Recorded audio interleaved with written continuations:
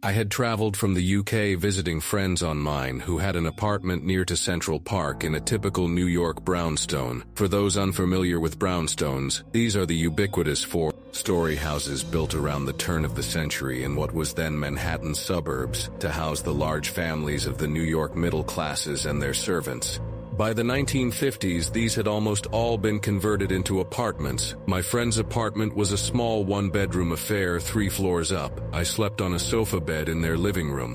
The only window in the room had a roll-down blind which was illuminated from outside by a street lamp that cast an orange light onto the blind.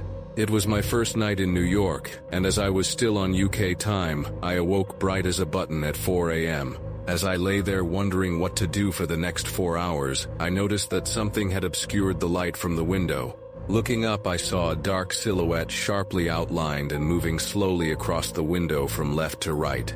It had its arms raised above its head, rather like it was swinging on monkey bars. There was no drop in temperature or oppressive atmosphere in the room, and my first thought was that it was a burglar on the exterior fire escape. In order to deter anyone outside, I switched on the nearest lamp and read a book until the morning. The next day I mentioned the cat burglar to my friends, who told me that there was no fire escape on the building. I then spent some time examining the window where I had seen the silhouette. Apart from no fire escape, there was also no exterior drain pipe on that wall, and the outside window ledge was no more than a couple of inches deep. The street lamp opposite was about 40 feet away, and was not obscured by trees or anything that could cause a shadow like the one I had seen.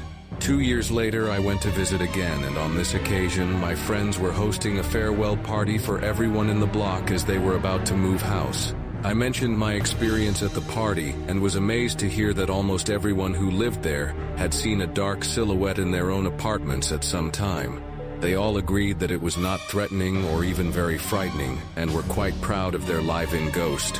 One of the neighbors had done a bit of research on the property and had discovered that the jazz singer Billie Holiday had lived in the building in the early 1950s.